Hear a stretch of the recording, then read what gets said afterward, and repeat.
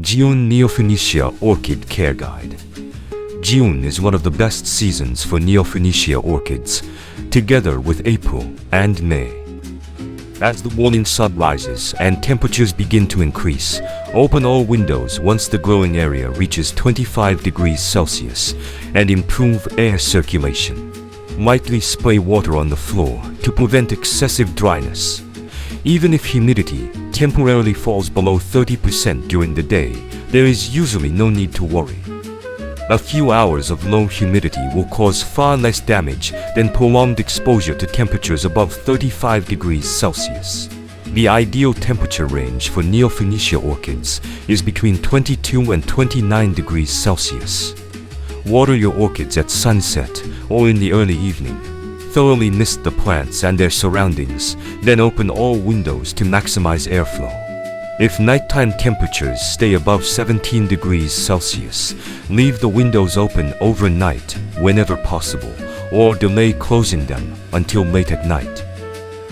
If rain is expected the following day, or if the growing medium still feels damp, postpone watering for 1 or 2 days. During the active growing season, monitor the condition of the sphagnum moss and water every 2 to 3 days as needed. Rather than soaking the moss all at once, lightly spray water 2 or 3 times at intervals of about 20 minutes. This allows moisture to penetrate the moss more evenly and promotes healthier root growth. If your orchid is in bloom, avoid spraying water directly onto the flowers because wet blooms tend to fade and wilt more quickly. From late June onward, humidity rises significantly as the rainy season begins.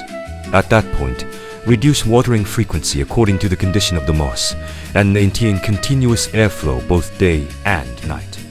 Summer management requires a different approach from spring care.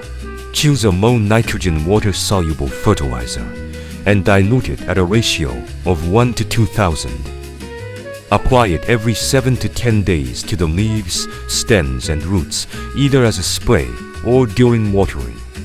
The best time to fertilize is about 30 minutes after evening watering. Remember that excessive fertilization can do more harm than good.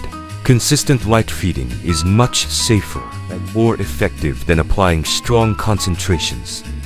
Once the rainy season begins in late June, stop all fertilization until the end of August. As temperatures increase, insects and pests become much more active. If you notice insects moving through the sphagnum moss, apply an appropriate insecticide during the evening. If snails, slugs, beetles, or other larger pests are discovered, replace all of the moss completely. Soak the orchid in a 2,000 times diluted insecticide solution for 5 to 10 minutes, then rinse thoroughly with clean water before repotting. It is also important to disinfect benches, shelves, and the surrounding growing area. Preventing disease and pest problems before they appear is always the most effective strategy.